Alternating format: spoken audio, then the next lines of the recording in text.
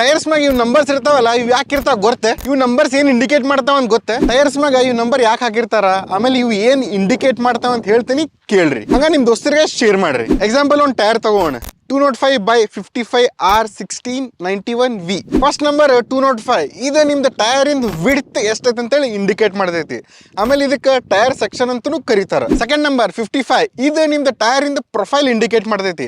Simple ದಾಗ ಹೇಳ್ಬೇಕಂತಂದ್ರೆ tyre ಇನ್ height ಇದೇನೈತಲ್ಲ ಇದಕ್ಕೆ profile ಅಂತಾರ. ಆಮೇಲೆ R16, ಆರ್ ಅಂತಂದ್ರೆ ರೇಡಿಯಲ್, ಮತ್ 16 ಅಂತಂದ್ರೆ ನಿಮ್ದು ಟೈರ್ ಸೈಜ್ ಇಂಡಿಕೇಟ್ ಮಾಡ್ತೈತಿ. 91 ಅಂತಂದ್ರೆ ನಿಮ್ದು ಟೈರ್ ಮ್ಯಾಗ ಎಷ್ಟು ವೇಟ್ ಹಾಕ್ಬೋದು ಅಂತೇಳಿ ಅದು ಇಂಡಿಕೇಟ್ ಮಾಡ್ತೈತಿ.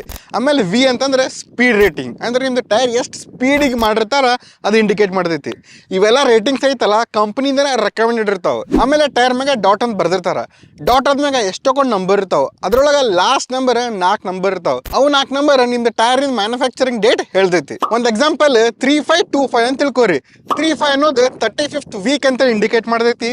ಆಮೇಲೆ 25 ಅನ್ನೋದು 25th ಇಯರ್ ಅಂದ್ರೆ 2025 ಅಂತೇಳಿ ಇಂಡಿಕೇಟ್ ಮಾಡ್ತೈತಿ. ಕರೆಕ್ಟ್ ಅರ್ಥ ಆಗ್ತ ಅಂತ ತಿಳ್ಕೊಂತೇನಿ. ಇಂಥ ಮಸ್ತ್ ಆಟೋಮೆಟಿಕ್ ಕಾಂಟೆಂಟಿಗೆ ಫಾಲೋ ಮಾಡ್ರಿ, ನಿಮ್ ದೋಸ್ತರಿಗೆ ಶೇರ್ ಮಾಡ್ರಿ.